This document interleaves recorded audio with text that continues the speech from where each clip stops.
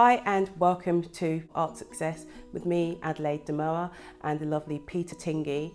I'm here in his studio today to discuss his thoughts on the art world. Peter studied at Camberwell School of Arts and he studied graphic design and the applied arts. When he graduated, he went on to work in printmaking and he worked for a production company.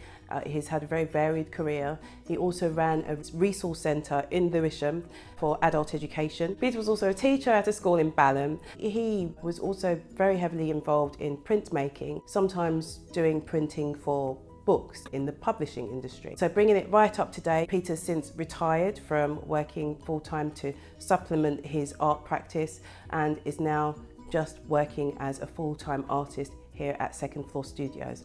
So without further ado, let's get into the interview. Thank you.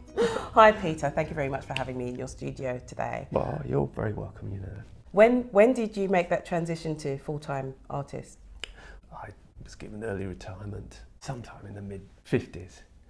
And then since then I've been working as an artist and doing different things. When I moved down here, which was 5 years ago, I suddenly found that, wow, yeah, I mean, I've got a space. And so I can start doing these bigger paintings. Yeah. Because nobody loves you at home working on 3 foot by 4 foot canvases. No, it's not happening. I mean, it's great to have a studio because you need to have the work out around you as well, because you can sort of bounce off it and you can learn from it, hopefully from your previous mistakes. Are you selling work direct from here? Yeah, I do have galleries that takes my print locally. That sells as well, but they mainly sell off the back of the subject matter rather than my celebrity, which is, you know. How have you developed those relationships with those galleries?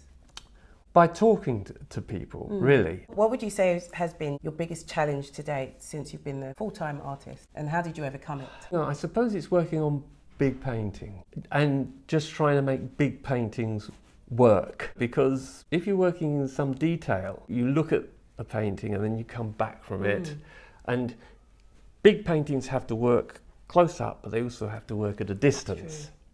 And that's a difficult thing to overcome. If you look at paintings, say in the National Gallery, you know, you see these paintings work really well at a distance of 6 meters or 5 meters, something like that.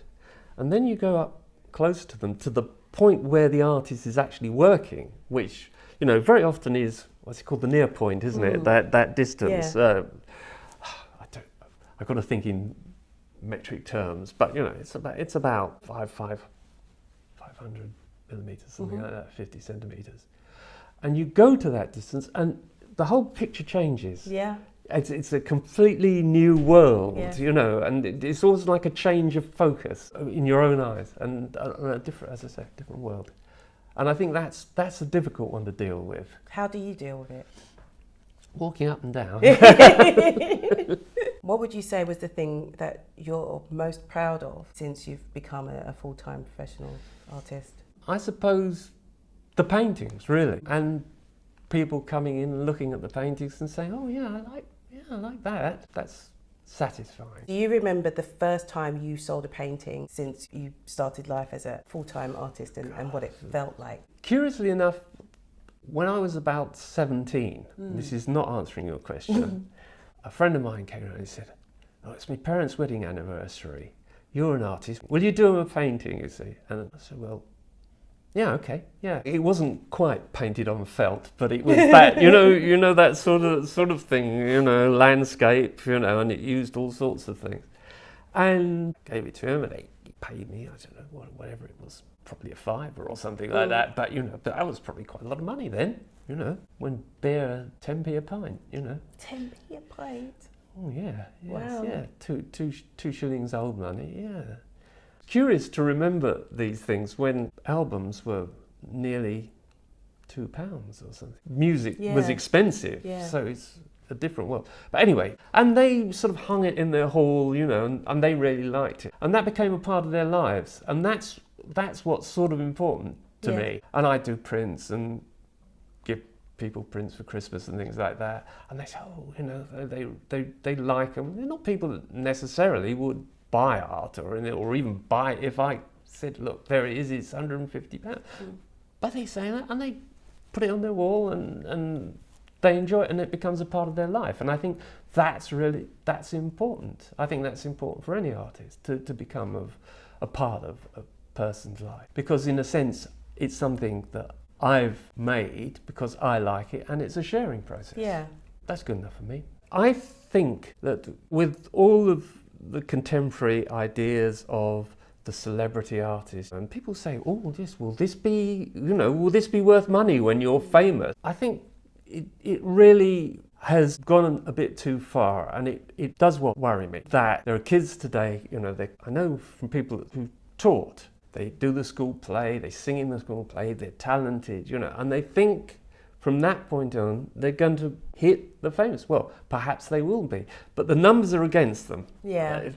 And I just think that one of the main purposes of art schools is goldsmiths have shown the way how to be a professional, and in many ways the way we were taught might be considered non-professional today. Mm-hmm. Not amateurish, I wouldn't say that, but teachers would say, never do a painting that can't be fitted in the front of a London taxi cab. Really? Yeah, because you've got to get the things around. True, and you'd probably be dupious to drive anyway. and the goldsmiths team in the late 80s, early 90s showed people how to be professional. And suddenly, I can remember going around the shows there, and people like, I think it was probably the Wilson sisters, whereas we would be producing small 10 by 8 photographs. They were producing, these 10 foot by 8 foot things, and they were going round to local car dealerships and getting sponsorship and things like that. Wow. And being really professional about all of that.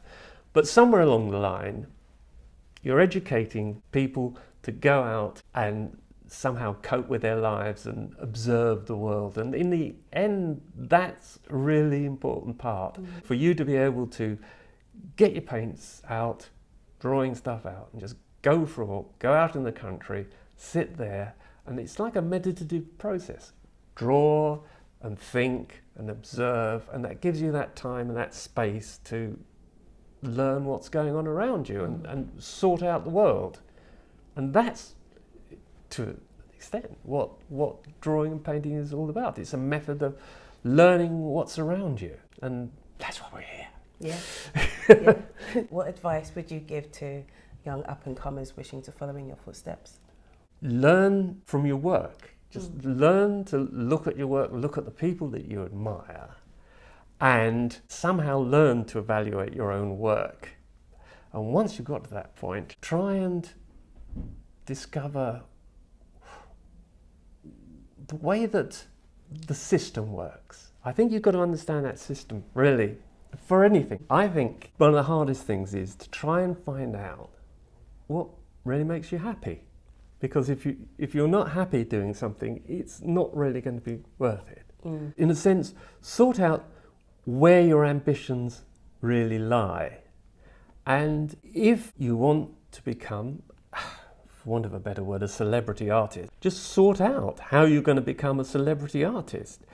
If you're really interested in painting and drawing to your own satisfaction, just work on that. But don't really take a lot of notice about what people who really don't understand what your motivations are say. If you want to be, I'm trying to avoid the word famous, it's a very flawed path, but if you want that, then listen to what the galleries, listen to what your managers are telling you and bring what you can to that. But it is difficult sometimes actually trying to work out what you really want, because it's going to be hard. You talked about learning how to evaluate yourself and evaluate your own work. How would one go about learning to do that? I think it depends what medium you're working in, of course, but if it's sculpture, working in a landscape, it's really a question of looking at that work and listening to the work. Listening to the way the work is responding to you, and not trying to impose necessarily something that it really doesn't fit. You have to try and develop a dialogue so that when you're drawing, working on the page and working on the canvas, and then you look at it, you stand back, you're trying to do one thing, and then you stand back and look at it, and you think, oh, no, wait a minute, no, that really isn't working, that place. There's often a dialogue, and that dialogue has to go on between yourself, and the picture, and you might want it to do something, and there's a dichotomy there because it's telling you it wants to go somewhere else, and this really isn't working. And sometimes, we've all been in that position where you're sort of like battling on and you think, hang on, Sunbeam, this is not working. Yeah. Yeah.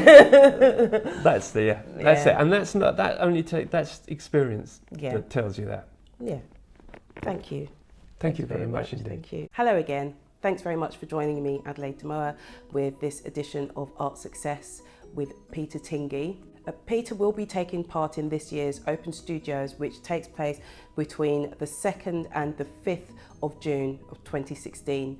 You can find him on the first floor of Trinity Wharf building, and it's studio number 41. Please don't hesitate to subscribe to my channel, because that way you get to keep up to date with the latest interviews on Art Success and also my studio vlogs and exhibition vlogs. Take care, thank you, bye.